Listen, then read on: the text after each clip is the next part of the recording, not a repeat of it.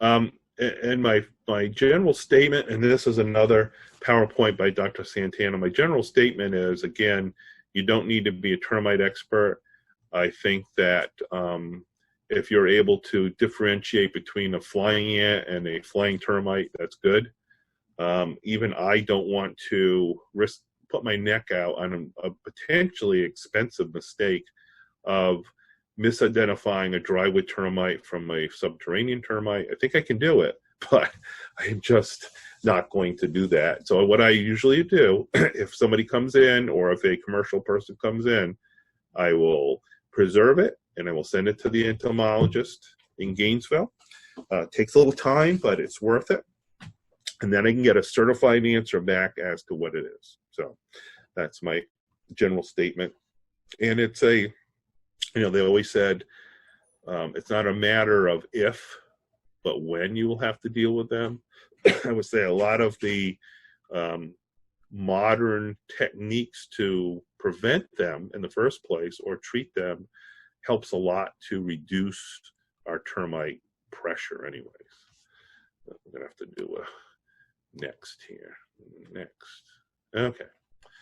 And we're generally going to deal with subterranean termites, ones that live underground, the drywood termites that will live in furniture practically or unfinished wood.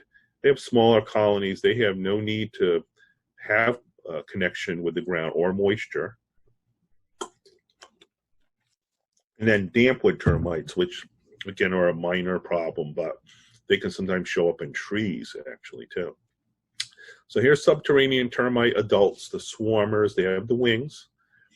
They call them Isoptera. That's the order, equal wing. The wings are very fragile. They're not strong flyers either. And often the wind will blow them around. They can swarm year-round, but generally there'll be certain times in the warmer times of the year where they'll be more abundant. Look at this. Homeowners spend an estimated $5 billion a year on termite control, probably more than that now. It's the most important structural pest in Florida. And, just sort of like a cow, because a cow can take cellulose and digest it with the use of bacteria, protozoa rather. That's what termites do. They have protozoa in their gut that helps them digest and use cellulose as a food, which is pretty unique.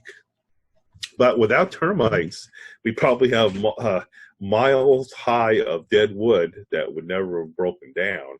So they are an important part of the natural environment, even throughout the world, where they will recycle materials and provide food for a lot of animals. You think of all the animals in Africa that feed on termites, anteaters, and they've been watching on the pangolins, although I suppose they eat ants also. But they're natural, and again, I guess in some places they can be a food source for people too. So there is a reason for them. I heard once, which was an interesting comment, that if termites needed to make a electron microscope for their survival, they do it. They pretty much produce whatever they need, and they do it efficiently. And again, they're sort of they're a hive or a colony of creatures. They're one-minded, which is really the queen, and they exist for the good of the whole, I guess you could say. As I mentioned, they have the order is Isoptera, which means equal wings, and both of the wings are equal in size. There's lots of types worldwide. But people will sometimes bring in flying ants and are really concerned if they are termites or not. Sometimes that's a great sense of peace of mind that we can give them by saying, no, that's an ant, not a termite. As we showed before, this is a different picture. This is what the difference would be. And again, just a little bit different profile. The termites have, again, straight antenna, but they're beaded. If you look at it, they look like a beaded necklace. They have a broad waist. There's no pinched in area. And again, the wings are equal size, thus the Isoptera. Now for the ant, they have that classic elbowed antenna. They have a slender wasp waist, because they are in the same family as wasps. And then the wings are not equal here. So basically, that's an important takeaway. Just another way, we've already seen this one, the termite versus the ant. There is a difference, but you know, in a panic at a glance, homeowners sometimes are going to see things that aren't there. Hopefully. Now, those are the winged ones, but even the workers are going to look different. Here's the ant with the constricted waist. There's no wings because it's a worker. The elbowed antenna, and then the termite worker, the broad waist, the beaded antenna, and all worker termites are blind. They have no eyes. So they're really getting around with feel and chemical too. And mentioning too that we can only identify winged termites. We can't identify using workers. They just don't have any features that are significant enough to determine one type of termite from another. So here they are, again, blind, feeding on wood. They don't like it to be, with the subterranean, they do not like to be exposed to the open air. They dry out very easily. So they have to be covered, and they'll even make mud tubes to protect themselves, considering humidity and such. That's why when, you know, something rips it open, they're all scattering, looking for a place to hide and get back under cover. Even though they don't have eyes, they must sense light too. But their cuticle is not very thick, so they will dry out very rapidly when opened up and exposed. And being that they are a colony, they have different jobs. Most are the workers. Whoops. Most are workers, and then you have some reproductives, and then you have the soldiers too, as we looked at with the ant. So although they're not directly related, they do fill these particular roles. So let's see, starting from scratch here. We have a king and a queen. Now, it's my understanding the king hangs around. He doesn't, like the ant, he doesn't die. He actually hangs out with the queen. And she eventually becomes a giant, swollen, egg-laying machine. So she's producing babies, and she takes care of the initial ones. But once you get enough of them, of course, then you've got workers who are going to care for the brood. And those workers are either going to be workers, or they're going to be soldiers. Here they are with the big mandibles. Again, they can't even feed themselves. Or they're going to become reproductives. And there are some like reproductives in waiting too within the colony. Another way of looking at it here's the queen, here's the king. She lays the eggs, she takes care of things there, and eventually there's enough where the workers take care of things. But you've got workers, soldiers, and then reproductives, and then you've got some that again are not quite there, but may serve as reproductives in the near future. Subterraneans, as I mentioned, they have to have contact with the ground for the most part. They need a lot of moisture. And those are the ones that are most of the problem that we have. The drywood ones, they have much smaller colonies. They need water, and they find it in the wood, but they are they use the moisture very efficiently, and but they can get in things like furniture, again, untreated wood, and they may be when you see houses being tented, those are the ones that are being tented or fumigated, not the subterranean. And they've got damp wood ones. And they just are in very moist wood. They're really not a big problem, but they can get into trees too. And we've got all three of these types, and one or two introduced ones, I guess, too. So here's the swarmers, and again, they can swarm January to May.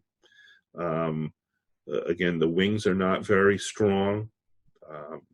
These reproductives have eyes though too, and as soon as you've ever seen them, especially if they land like on a lanai screen, they'll often shed their wings and drop, and then they will find the mate and sort of scuttle off somewhere to hide, because a lot of them die.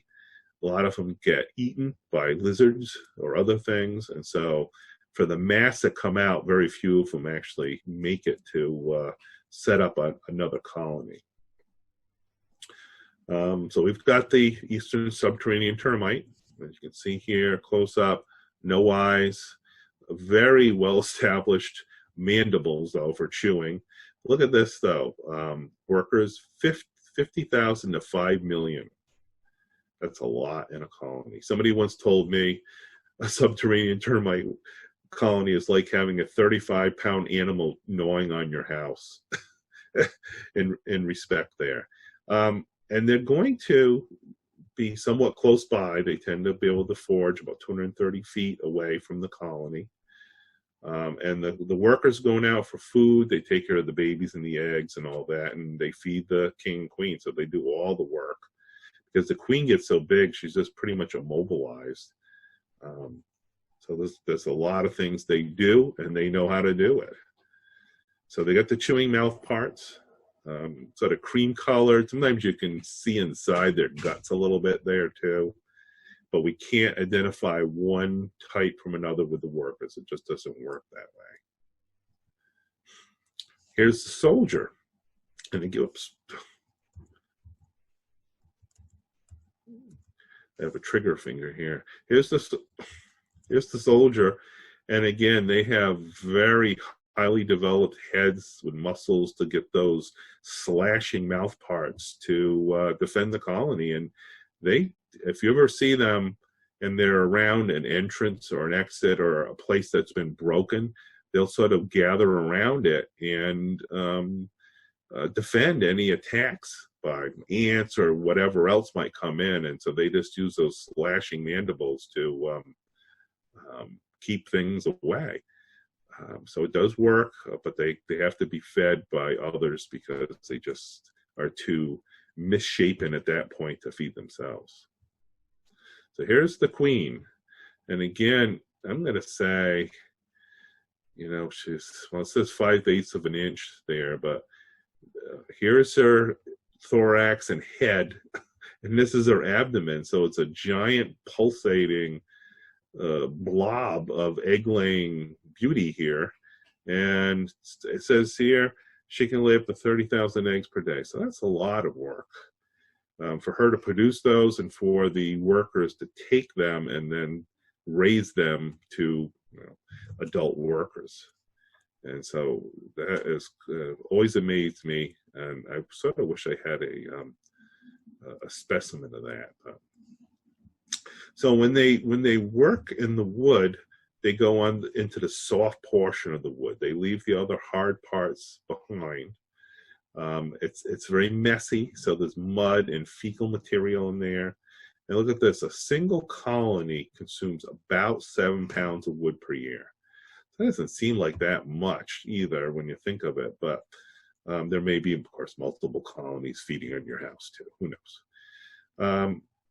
But anything that's made out of cellulose. I mean, I remember dropping a cardboard box somewhere and then left, and termites found it and were starting to eat it, take it apart. So you'd be amazed, anything that is cellulose that they randomly feed. And when they run into it and they find it somehow, then of course they tell everybody else and they start breaking it down. But as I mentioned, they don't have much of a cuticle on their skin, so they've got to stay underground or in tubes because they will dry out and that will destroy them. And so as soon as a colony got mistakenly opened or their mud tubes got damaged, they're right back fixing them up just for their own survival there. So they generally going to be in the ground. They can be in a tree sometimes, but it's got to be enough moisture. But we'll say for the most part, they're going to be in the ground in our area. I don't think somebody's brought to my attention any aerial nests, although in the tropics that probably could happen a lot more. So here's a little illustration. Here's the colony, and here's where they're searching for food. Again, randomly moving out until they find an access. And these accesses can be a crack in the cement. I think they need as big as a credit card to get through. They like moisture, so they may be attracted to a moist edge here. And then they'll do what they need to do to bridge anything that's not wood to get up to the wood. And they will do that by making mud tubes. So here's some places that could cause problems here. And, you know, when people are making houses, they got to think about these things. So termites consume the wood in the ground first. So here's some, or they left stakes or underground wood that was buried.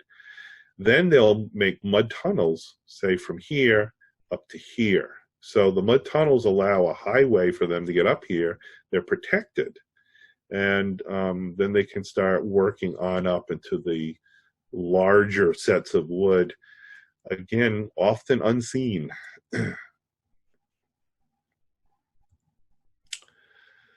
It says in one company's infestation records, 80% of termite infestations occurred on the home's exterior walls. And it happened through cracks and voids, expansion joints, and pipes too. Anywhere where there's plumbing or electrical areas they might get in through. Look at this, 1/64th of an inch crack can let them in. And that's about the width, I guess, of a credit card there. And concrete, you know, I guess, and I don't know much about foundations and things per se. And I guess some foundations crack, or they want them to crack as they settle. But those cracks can afford areas for them to get up into. And any wood or siding that touches the soil is a natural bridge for them to get up into that house. So they can access those areas. All right, how do you know you have termites? Well, again, I believe that most companies that do this will offer a free inspection. And I will go around with them because I want to see what they're seeing, what they're finding. But one thing you'll find are mud tubes. And those could be, again, from the ground up to wood, or gapping between the ground and concrete and then up into wood. You may also find the winged reproductives popping out. And if they pop up inside, that's probably not a good sign. Sometimes where they're feeding, there'll be blistering.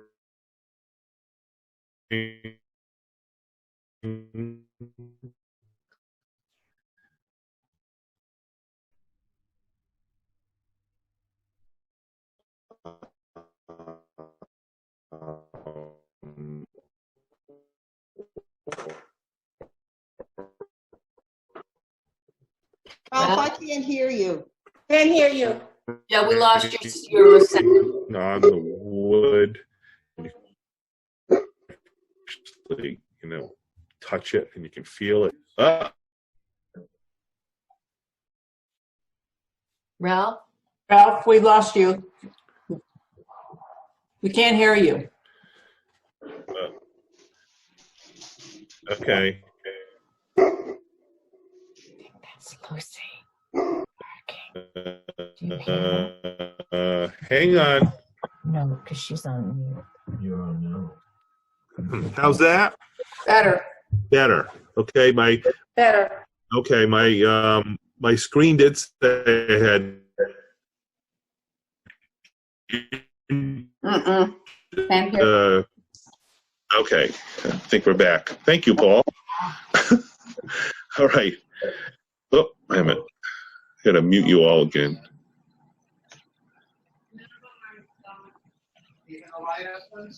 Okay. All right, so here you see where it looks like in maybe a garage or something, but there's molding, and they've worked up through there. Then they said, oh, we might have some other stuff up here. So they made these mud tubes from that piece of wood, crossing the concrete, and then up into that wood. So that's inside there. They're protected, they're moist, and they can travel back and forth. So they've done a good job to effectively go from place to place.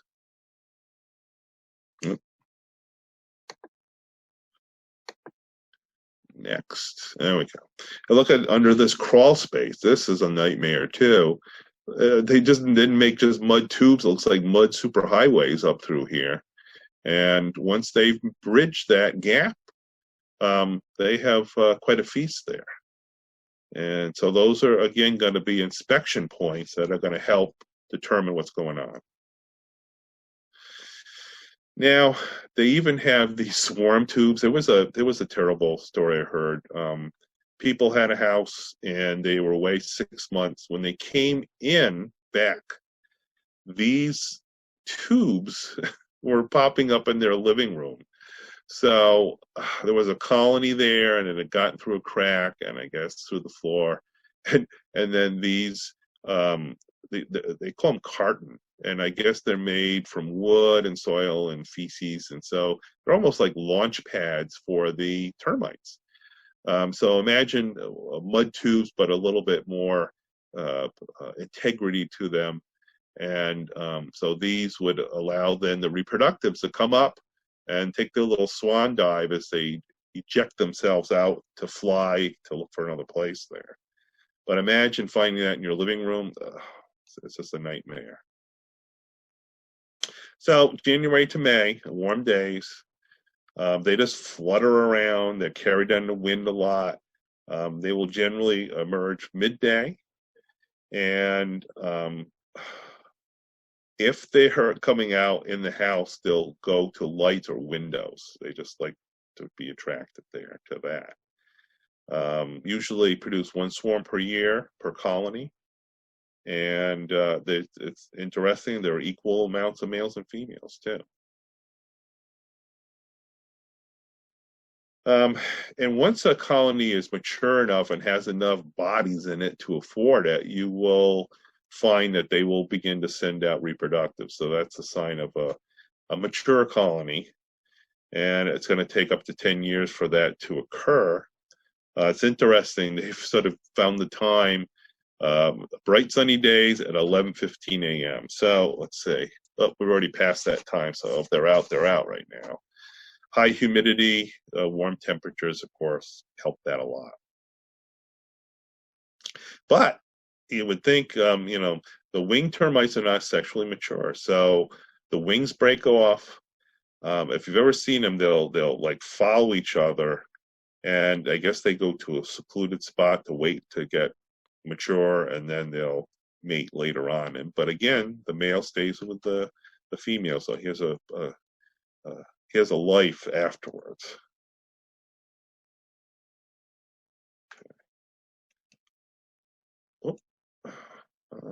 Okay. Now, in droughty years, it says one theory is that colonies are still there, but deep in the ground due to the drought. So they may be waiting and biding their time until the weather gets moister. And so if you get more moisture, that will help. Another group thinks that because of our better control of termites in our houses, a lot of the colonies have gone away. But I think that probably the best thing is, when it's droughty, they're just going to hold back and wait for the opportune time when there's more rain, and because they need that rain. Now, you probably heard of Formosan termites, especially in the New Orleans area. I guess there are some here in Florida, but they tend to identify them and try to eradicate them quickly, because they're a bigger problem. And if you've heard problems in the New Orleans area, they get into houses. They'll even get into trees and cause a lot of damage. Here they are. Says here, prevalent in Dade and Broward counties. Jacksonville, Ocala, Tampa, Orlando. Again, they're not here in Charlotte County, but that's what they look at like. And again, I would say don't worry about them presently, although they are very destructive. Now here, just look here. Here's an opening here, and you see these soldiers have lined it to a bit. They're just anticipating any trouble, so they're ready to attack. So there's the workers and soldiers, and then the winged ones here too. So again, in addition to the wooden structures, which there are a lot there, of course, but they also get into live trees and other woody plants. It says here about 30% of New Orleans live oaks and cypress trees are now infested. That's a difficult problem to take care of. There was even concern too, I think it was after that hurricane, where people were mulching a lot of the trees and such. Were those termites in the mulch? And I think the bottom line was, unless there was a queen and a colony, the workers aren't going to survive on their own. So that was not a concern. Just know that they're around, but they're not here in Charlotte County. And look at this. I mean, they can a colony can eat 2 pounds of wood per day. Remember the Formosan, I think it was 7 pounds for the whole year. Several million individuals, up to 300 feet, they're going to move around. And the nest can be in the wood itself. They love plumbing leaks and such. So you can see they're a worse termite, and that's why there's a fear of Formosan termites. All right, so we've seen the subterranean, the Formosan, which is just a sidebar there, and then the drywood termites, which are very unique in that they use very little moisture and they're very efficient in using it, so they can survive without any contact. In apparently old dry wood, furniture is sometimes infested, but any wooden house, especially untreated older wood, could have drywood termites. And they're all over. I had a rabbit cage that had some in. I couldn't believe they were in there, and that was outside. But I just got rid of the rabbit cage there. But you can buy a piece of furniture, antique, and it would be in there. You wouldn't know it necessarily because the colonies are smaller and they grow slower too. So they're not as initially visible, let's just say. But there's things to look out for too. Here's a drywood colony here. They have, and the inside is very smooth, like it's been sandpapered. If you ever get to that point there, they don't make mud tubes. And again, it says here they eat across and with the grain of the wood. So again, it's very smooth as compared to damp wood. Now, here's one thing to look for, though. They produce these very dry fecal pellets. And if you look under a hand lens or a microscope, they tend to have sides almost like they're little barrels. And they tend to be the color of the wood that was consumed, too. The termites have used every last bit of moisture out of that wood. And so this is what's left of that digested wood there, and you will start seeing piles of them below where the colony entrance is. They call them kick holes. Sometimes there'll be wings there or other debris, but these sand-like granules of termite droppings are very, very visible. So you'll see this, and from a naked eye, you can see the little pellets, but you can't really see the shape of it. But you might see things like that. And closer view, you can see they've got sides on it. They almost look seed-like, I guess, too. And they will accumulate in places that have a lot of drywood termites. So here it is, a very grainy, sand-like material. So the last one is the dampwood termite. Again, they seldom are a house issue, but I think they're finding more and more they're in a lot of trees, and they're in there undisturbed, feeding on the heartwood. On occasion, they may break to the bark surface there. But they like wet areas. So if your house doesn't have a wet problem, it's probably not a big problem. They are, I find, pretty good sized ones compared to the others, the other types of termites, and visible when they come out anyway. So these are some of the species that are throughout our area, and we have dampwood termites here too. So here's the soldier. Again, blind, huge mandibles as compared to the worker here. And its job is to defend the colony. And it does it well. Here's the dampwood workers. And again, I was mentioning, sometimes, you can almost see inside them. They're so thin-skinned, and you can almost see the guts inside working. All right. Now, again, one of these stages that might become a future reproductive is these suitor gates, I guess they call them, which have the wing buds, but are not quite ready to be released as reproductives as yet. So it's, you get the workers, you get the soldiers, the queen and king, and then you get these sort of king and queens in waiting, I guess you could call it. And I think too, with the termites, you want to look at too, they have incomplete metamorphosis. They have nymphs, so it hatches out, and what hatches out is a small worker. And again, as it gets fed and it molts and such, it gets into a larger stage before it actually becomes an adult reproductive.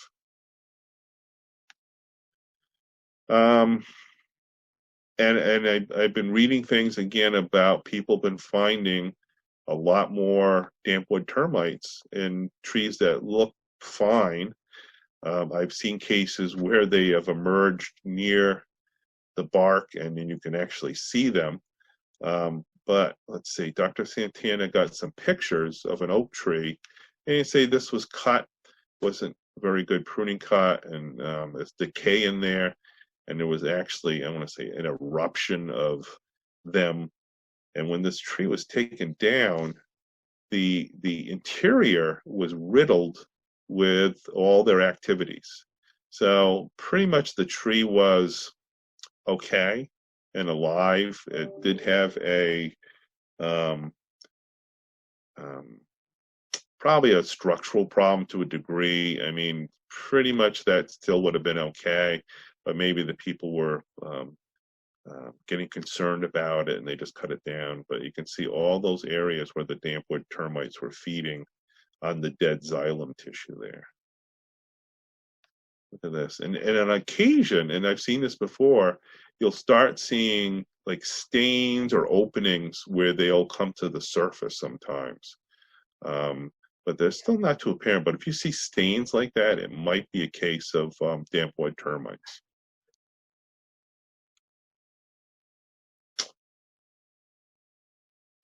So here's let's see, this I guess is this is the dampwood. You can see it's much bigger. Subterranean, and these have been, well, pickled there too. These are the subterranean, which to me, I mean, I can generally pick them out. They tend to be black and dark colored. The dampwood are very large, at least that particular species, which is the one I see. So how do you find it? And, I would say that it's always good to bow to the officials who know what they're doing, and those are generally termite companies. I think it's, we've got some EDIS or EDIS publications on termites and what to look for and how to hire companies too. But it's not impossible for you to find them, to see them, and then of course then you might have to get the professionals involved. So this is just some things showing what they might do, what you could do if you chose to do that. So the inspection that they normally have is going to be looking through places they can see. They, some places they can't see, and I don't think they can guarantee anything for those inaccessible areas. But any places where there might be leaks or plumbing issues, or if there's obvious stains, or some of the wood looks damaged, they can certainly check those. So it's a visual, and there are other ways to detect things if there's a concern. I mean, the house I bought here, our first house, did have an old infestation, and so at the time, I think the mortgage required to get a treatment done just in case, but it was an old infestation. There was nothing actively going on, and that was a 70s house, so it wasn't a young house. But there are other ways to determine them. There's microwaves, there's dogs that sniff out methane, which is what the termites release, I guess, there. And there's other little scopes and sound devices, moisture meters that can be used to look inside the wood or the structure to get a better idea what's going on. Thermal cameras, I guess, because their activity is going to make it warmer. There's going to be more humidity too. So I don't know what companies could offer. Generally, inspecting people are just going to do a visual inspection now. We mentioned 40% of termite infestations can be traced to outside foundation walls. And, if there is infestation of subterraneans anyways, there are ways of putting down chemical barriers to kill and keep them out, sort of as a repellent. The dry wood, you can do some spot treatments, but often there's tenting that will go on for fumigation too. And again, a lot of people don't want to be bothered with the work that would have to go in to do it yourself. Although there are kits for subterranean termites that people could use, especially the Centricon type traps. But and those are the baiting systems where you would put down wooden stakes or wooden material into these embedded traps in the soil, and they're being set out so many feet apart.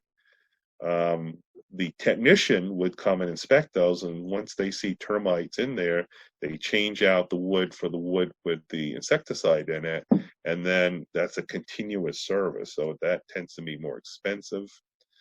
The soil treatment, where you do a perimeter treatment, back in the day when they had chlordane, well, that lasted 30 or more years, but these days, things like Termidor and Premise.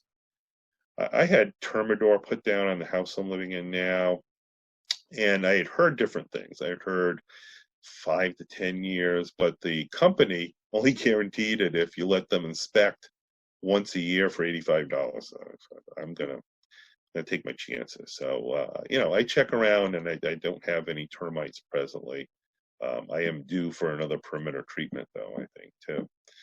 You can also do treatment to the wood, again, borate or boric acid type things. There are pressure treated boric acid wood that can be used too, which in effect, it's not a repellent, but and so the termite would have to eat it to die. So if that occurred, but it has some protection. I think there's even spray-on applications too. And then there are physical barriers, this thing called Termimesh. And if you were sensitive to chemicals, it's a stainless steel mesh that is actually applied to the wood and attached to the wood, so that the termite gets to the barrier and it can't get through. It's like screening to keep termites out. So it's very unusual, but it is available.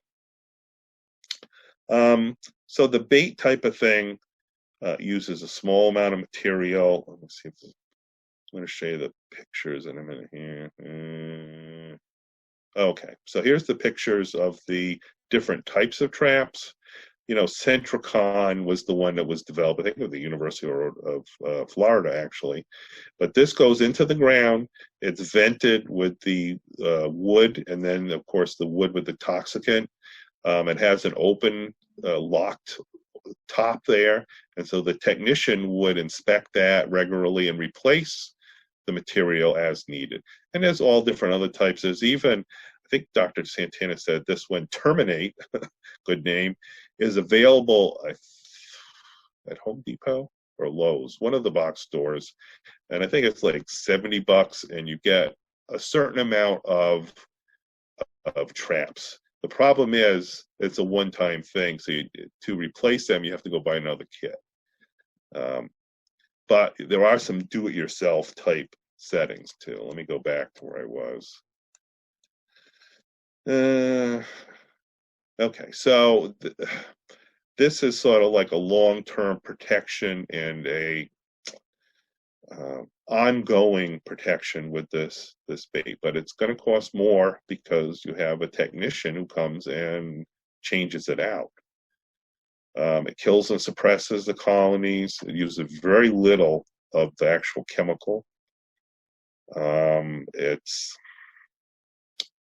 It doesn't last forever either, so it's, like the days of chlordane where things would last for forever are definitely gone.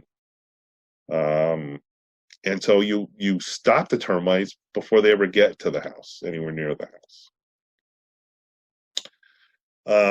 That was some advantages. Disadvantages, well, they don't attract termites, so you have to have them spaced properly, and hopefully those termites haven't gone around it or between it or whatever, because they're random in how they find things. But once they found it, of course, then they'll tell others. So it takes time, and again, it's going to be more costly than the perimeter treatment, for sure. But places that are good for baits are going to be places that are hard to treat. There are some places that, that you can't put that perimeter treatment very well. You generally have to dig a trench and put it in, or have some kind of power hose injected into the soil. And in some cases, I remember the first house, they actually drilled holes around the house through the driveway and put the material in. But baits, too, might be more favorable to people who don't like pesticides because it's very minimal exposure. There would be no exposure to you.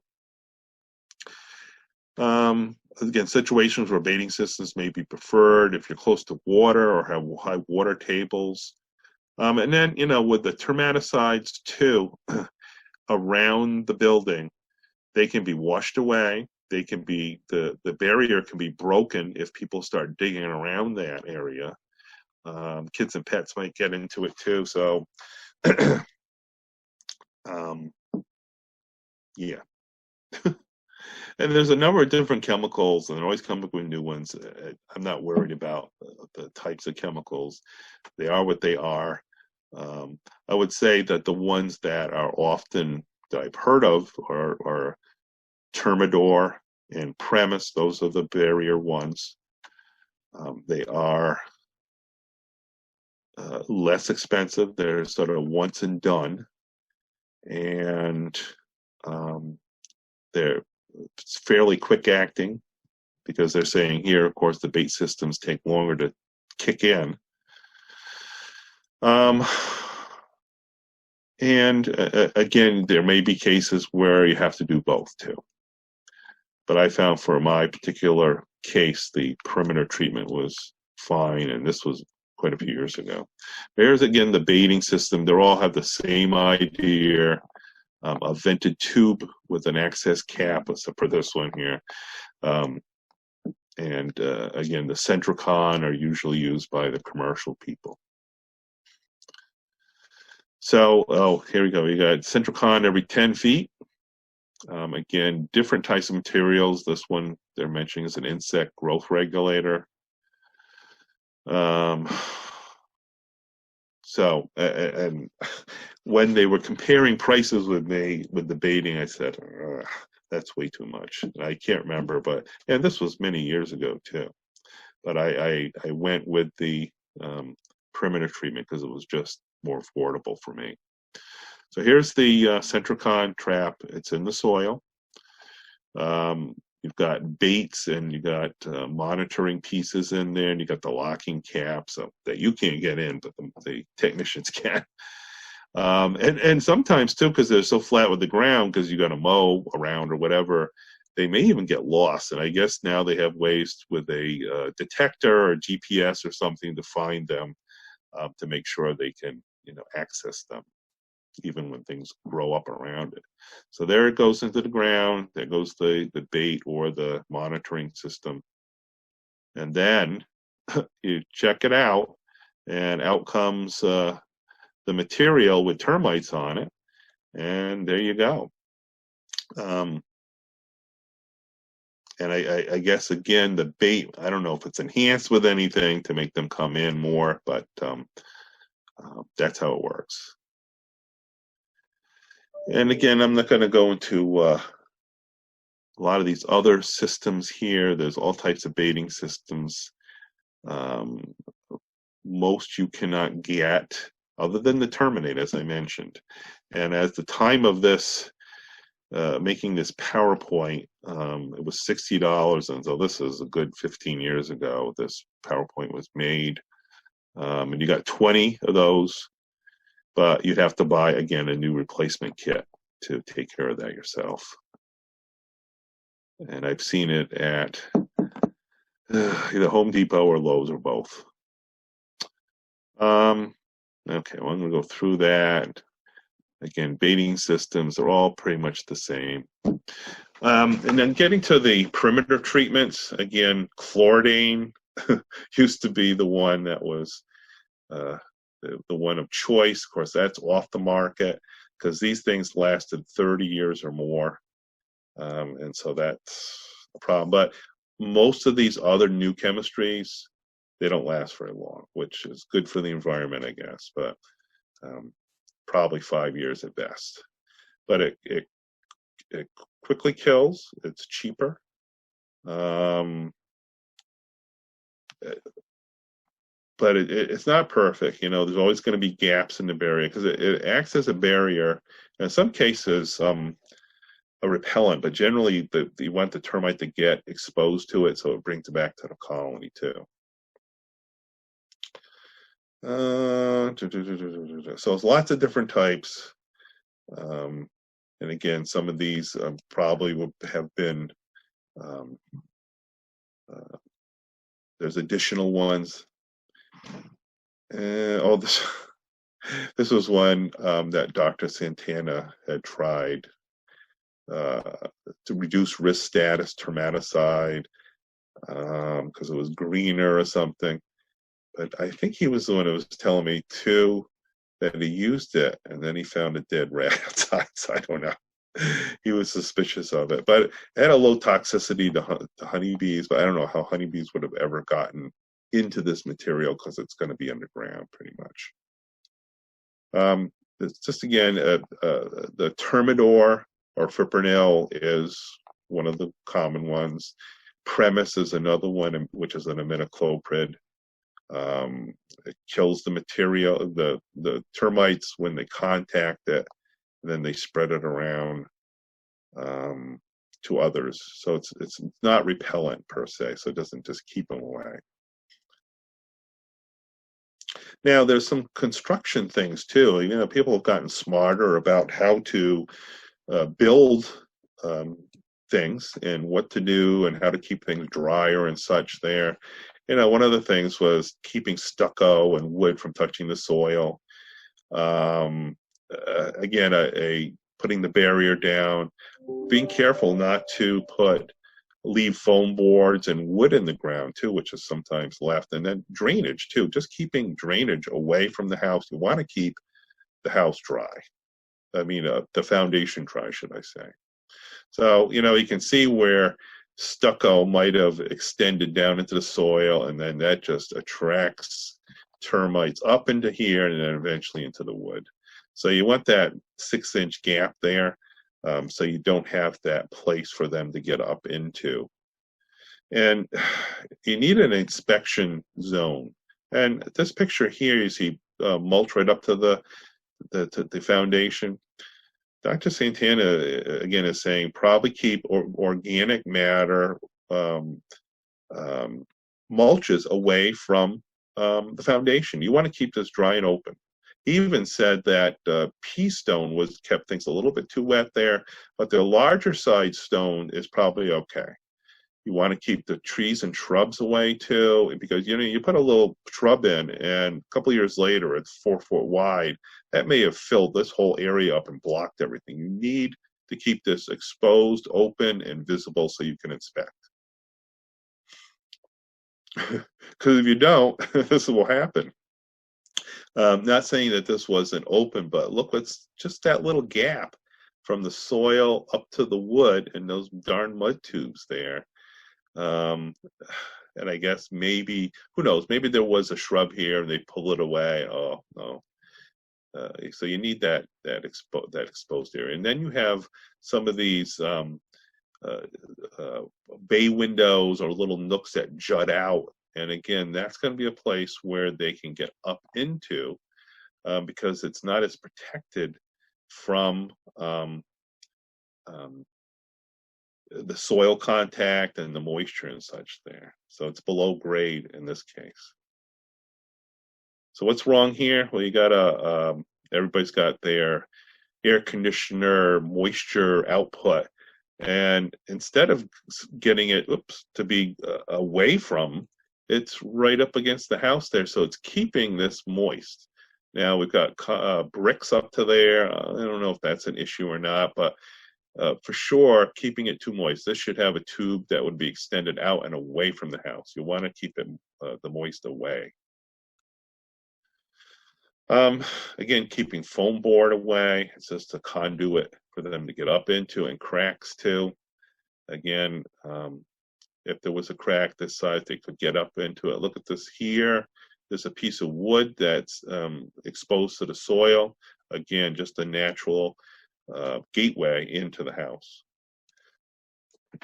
Keeping wood around the house too is another not good thing. That could be simply taken care of. The question is too, sometimes about mulch, I'm just thinking of it now. If people put mulch, is it a stepping stone for termites? Well, again, we're trying to keep mulch away from the house. But what would happen is, say that the barrier was here, maybe a foot out, and you covered that with mulch, the termites could actually use the mulch as a bridge over the barrier, which is underground, and then enter the house that way. So that could be a problem. You're always going to find, termite swarmers at some point, but if they're coming out of your house or some part on your house, it's probably something you need to look into. Here's some kick plates or thresholds here. They probably didn't even know this was going on until that was removed.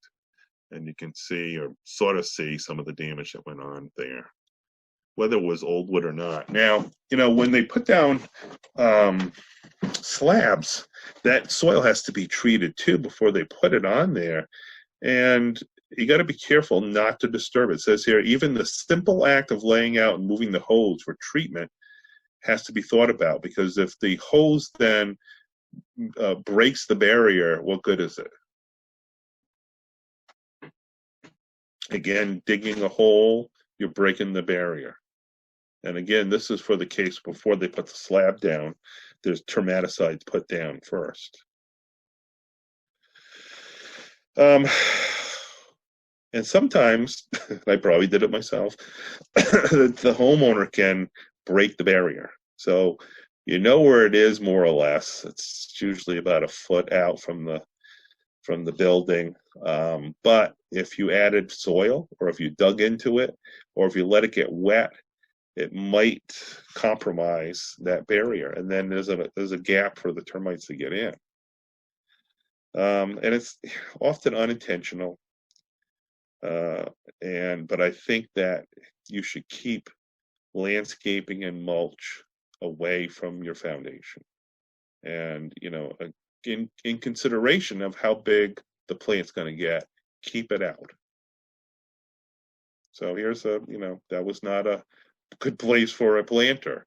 Not only do you have to keep the plant alive by watering it, you got mulch, but it looks like it's right up against some wood siding. So that's just like a termite welcome mat, shall we say. And this can be a result. I don't know why he put that in there, but interesting anyways. You don't want that. And before a driveway is put in, the slab in, are they going to remember to treat it and not disturb it as it goes in? Grade stakes that were sawed off and left, those are going to act as conduits for termites too. The borates. Again, you can get borate treated wood, or you can actually, I guess you can spray on it. There's a number of different things that will protect from wood destroying organisms. I like these names, Boracare and Timbor. And it's, even for drywood termites, this can be put on and it will act as a toxicant to anything that would eat the wood. It's not going to be a repellent, but it will stop them once they start eating. So, before or after, it can be done, but once everything's sealed up, of course, you're not going to be able to get in. And sometimes, new construction, this can be used, or it can be put down after. So it says here, 80% of new construction in Florida is using borates, so that's a good thing too. And then there are, again, materials that you can spray on, again, which are boric acid products. Termites have to eat part of the wood to die, so it's not a repellent.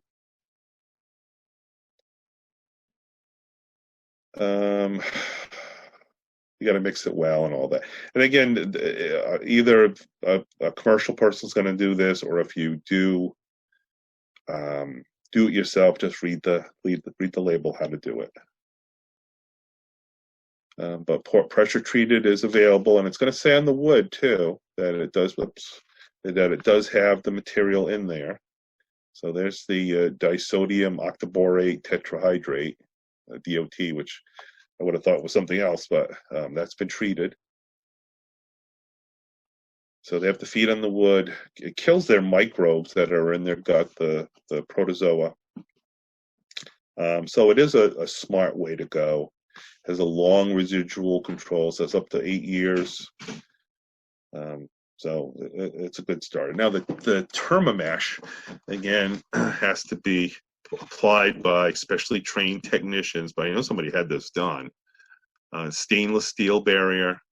And so there it is, right there. And here's they put some termites on it. The termites cannot chew through or get through. So in effect, that it puts mesh over all the exposed wood, and it's corrosion resistant. And smart way to go there, I guess, if you don't want to use chemicals. Now, drywood termites, fumigation can happen, but we also talked about spot treating, sometimes heat treating, chemical treating, or even changing out the wood. But this is generally, said my internet connection was a little weak there. Anyway, that's gone away. So here's a house tarped. Looks like the circus is in town, but they will release a fumigant that will kill the drywood termites.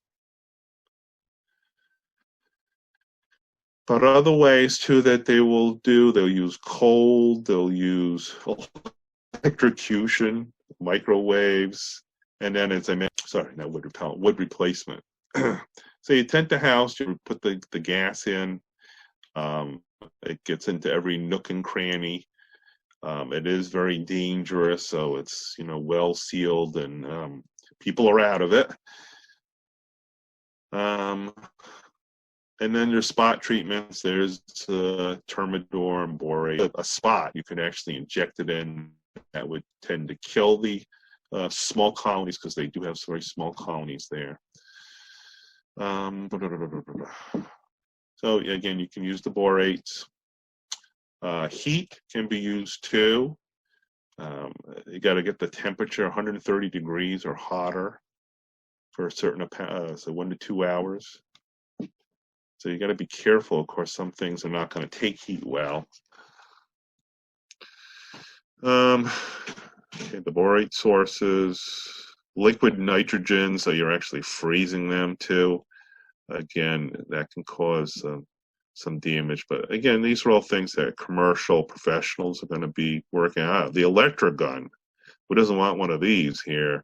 This uses high voltage to spot treat. It can burn the wood too, but there it is. That's the Binford 2000 electrogun, and it will spot treat and kill a small colony of drywood termites. That's one way to go. Microwaves too can be used, so that it really boils them in the wood, but it can damage the wood too. And all these things need to be done by professionals. So I think, again, sometimes you have to bring in the professionals, the people who have experience and know what they're doing on this. But things that you can do, make sure gutters and downspouts are clean and working well. Make sure you have proper grading away from your house. Don't have sprinklers washing spraying right up on the foundation on the house. And even look out for roof leaks. These are all things that could lead to termite infestation. Again, wood that might be in contact with the soil, and again, downspouts. Get those extenders so that you get it away from the house. We talked about the air conditioning, water that comes out. We want all that away from the house. We don't want to help them by making it moist and nice. So we want to make sure these are clean and free of leaves, the gutters, because that could cause rot, I guess, over time. Look at this here. That gutter is going nowhere, practically. It really should be going this way. And again, you can attach one. Well, in this case, let's attach one of those expandable plastic gutters to lead that moisture away from the gutter, from the foundation. Check plumbing too. Make sure drains are properly draining. Any place where moisture is going to hold up. Here's your air conditioner conduit. And again, it's just pouring water out way too close to the house. And although this looks like concrete, there could be cracks and openings that would allow them to get up into the wood.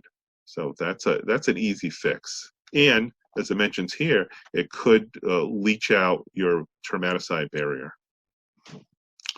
Keep vegetation away. Again, watch out for shrubbery. Generally, I'm going to say keep organic mulch away directly next to the foundation. Use stone, but not pea stone. Said no, pea gravel went 3 or 4 feet of the foundation, so he was putting that in because I thought pea gravel would be fine, but he said no. So dry conditions, keep out subterraneans. Don't disturb your soil treatment. Again, this is a plant root serve as highways too. And again, you have to water these plants. So you're going to naturally keep it moisture, which is going to make it more inviting for the termites to come in. Be careful of railroad ties and planters and things that might get up against a building there. And anything that's got cellulose, like I mentioned, a cardboard box, they will eat that. If they find it, they will eat it. Again, keeping thick mulches away. Let's see. Be careful about raised soil structures, like a planting flower box there. Those can be another natural attractant to them. And look at we got a sprinkler head here, which has got a water here. These are way too close, and you're going to end up wetting the walls. And that's just a very nice invitation to termites.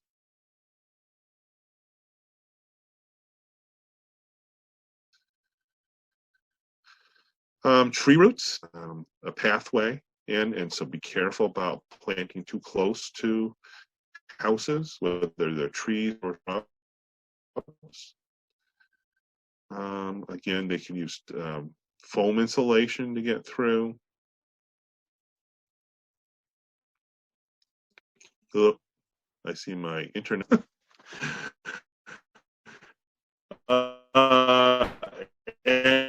And keeping again sprinklers away. I said 1 foot away. I would say you got to keep it a lot further away than that. I mean, that's going to wet that whole area, and it's just a good plan here. Again, gravel mulches to some degree are going to be fine as long as they are a larger rock, and he was recommending lava rock size ones there too. But heavy organic mulches could be a bridge over to your house. What mulches are favored by termites? I guess there was an EDIS publication on this. They like all the mulches, but they didn't like the Melaleuca very much. So. But I'm not saying use that right up against your foundation either. Still keep that away. But that seems to be the least tasty to them. Oh, and then there was the concern, as I mentioned, about, well, this was another concern about old mulch. Could an old bag of mulch have termites in it? It would have to be a colony with a queen in it. There may be termites that come and go in that, but generally it's probably not going to introduce that. So, I mean, this is more, I mean, I'm sure you feel like a 8-ounce glass with 10 ounces poured into you at this point. This is way more than you'll ever need to know. So, but I wanted to introduce you to it. Yeah. It is interesting and to a degree frightening, right? So Yes, definitely. there's some things that you can do that would lessen the chance of you getting termites, and things that you could look for and keep up with. So, did you have the termite pre-questionnaire? Okay. Pardon? Do you have the pre-questionnaire for termites? Yep, we sent those in. Okay, good. Number 1, dampwood termites can be found living in live trees. True. Oh, I thought I did that. True. True, yep. And they can be sort of hidden in there. 2, worker termites can be identified as the type: drywood, subterranean, or dampwood. False. True. Remember, only the adult reproductive winged ones we can determine that. Ah. It's true. It's true. False. False? Yes. Remember, the workers don't have enough characteristics to tell one from the other. Yes. Yes. We can tell with the alates or the Gotcha. adults there. Gotcha. Okay. 3, drywood termites can live in furniture. True. Yes. Yeah, True. you can accidentally bring them in and not even know it. 4, subterranean termites produce sand-like droppings. True. No. That was I'm going to say false because that's more of a drywood termite characteristic. The subterranean termites seem to like to use their droppings to make their tubes, so they just like to play with it, I guess, there. 5, termites can enter through a crack the thickness of a credit card. Yeah, true. True. True. Yep. 6, subterranean termites can consume 7 pounds of wood a year. True. True. True. True. 7, another name for a termite swarmer is alate. True. Yep, that's just another name for it. 8, drywood termites must have contact with the soil. False. Oh. Yeah. They need no contact with the soil. 9, worker termites have well-developed eyes. False. So they're blind. And 10, winged termites and winged ants look exactly the same. False. False. Okay. Were there any specific questions on this? What should you do, or how often should you treat for termites? Well, as I mentioned, if you're using the perimeter treatments, I think they're good to about 5 years. But when I had it done, the company wouldn't guarantee that unless I allowed them to come and do a yearly inspection for $85. So I didn't. Is that, Ralph, was that preventative or is that treating? That was a preventative. Yep. Preventative. Yep. And I like the Centricon type thing was going to be, I think I paid like $700 or $800 for the perimeter treatment, but the Centricon was going to be $1,500 or more plus annual inspections. So I just said I got to go with the perimeter treatment, and so I've been happy with that so far. And I am due for it again, but I just have not gotten around to it. Okay. I have a question, Yeah. something to say. Okay. I've had the experience with a 20-year home up in Pinellas County. Yeah.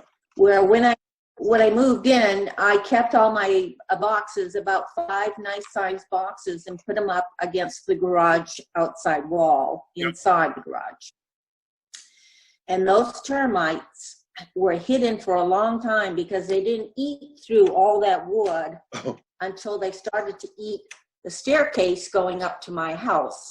And how they tunneled is that they tunneled through the cement to the box and on upward. And it was the craziest thing. But I did the perimeter. And but they're hard. Once they get in the house, they're hard to really to kill. You know, they do a lot of destruction. I moved from there.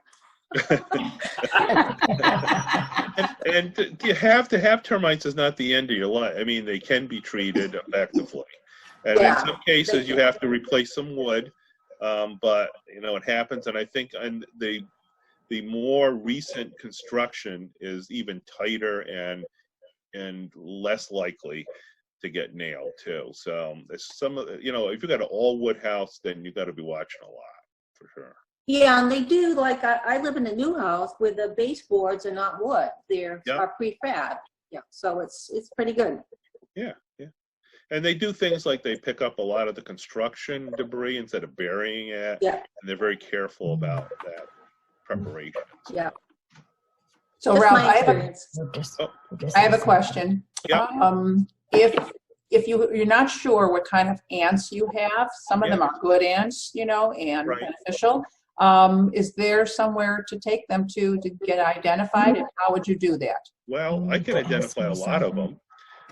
There is well, in addition to EDIS, which has pretty much a publication on each ant,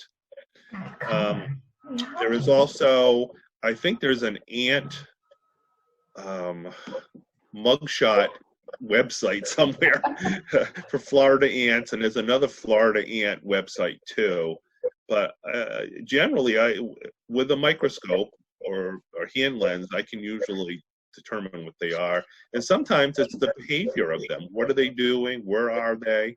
That can help with that. But to know it tends to make it easier to make a remedy for it too. Yeah, but I could do it. Yep. So how do we get them to you? I don't know. Beam them up to me. Scotty. How common are termites in Florida? Very. Very common. Yeah, very common. You know, otherwise they're minding their own business out in the woods, eating dead trees and all that type of stuff down. But since we offered them houses, you know, then they just find it irresistible too. So. I think I've got the next one scheduled for a week from today. It is venomous creatures and Africanized honeybees. Also, I will mention that we were able to capture Dr. Doug Caldwell's entomology talk to the Lee County Master Gardeners, and somehow we're going to get it to you to view on your own. It won't be it won't be live, it will be a canned version, but it's the same type of setup, and with a PowerPoint and with him talking, and there'll be, of course, other people there who would ask questions and such, and you can always ask me the questions you have. But it seems like it's a good way to take advantage of what an existing PowerPoint and presentation by him, because he was supposed to already have come and talked to you all, but because we've been sort of stuck. And and we'll be, working through this to get all the topics covered, whether we're doing it live or taped. And so I think we can pull this all together, but I'm trying to get the ones that I can do myself done first, and then we'll start working on the others. But somewhere in there, Holly will send you Dr. Caldwell's entomology presentation. I have one other question. Yeah. How do we is there a new ID for each meeting each week? Because I have emailed Holly to ask her for one for today. Yes, there is. I thought I had sent it out, but in case I didn't, yes, there is a new one, because I schedule it and then I get the code, and then I send it to Holly, and then she sends it out. Yeah. Okay, I didn't get the last one, but Neither did I. You didn't get it. Okay. Yeah. Well, I'm glad you got. You were here today. How'd you get on? Otherwise, you just joined. No, I emailed Holly when I couldn't get in, and okay. she immediately, thank you, Holly, emailed me back with the ID number. Okay, very good. I got it from Gretchen. Okay, good work. So, and this one is taped. So, again, if somebody in your group missed it, it's going to be available to view other times. So. How do we review that, Ralph? I don't know. I don't know yet. Okay. Somehow it's going to be captured and then probably put on VMS to look at, or Holly will do it. But Paul's trying to figure it out. Okay. Yep. Okay. And same with the PowerPoint. With the PowerPoints, will we get that? Because I didn't see your PowerPoint from last week yet. Oh, you didn't? Okay. No, I didn't get it. We got Stephen Brown's, but not yours. That's it. Ooh, did we lose it? I'm hearing Holly. Yeah, we don't have the handout for it yet, Okay. because we just couldn't get it to you that away. But we can certainly make copies of everything when we come back together live to give to you too. Okay, great. Some of they're long. We could just do them via PDFs. Yeah. That's possible too. Yep. Great suggestion. Great That's a good suggestion. suggestion. yeah, this way we could make a file. Yeah. You just write that down. Okay, I'm hungry. I'm gonna go eat lunch. Okay. Bye, everyone. Hi, Gretchen. Stay well. Bye. We'll Thank see you. Next week. Thank you very much. Okay. Same time next All Thursday? right. Thank you. Bye. Time next Thursday?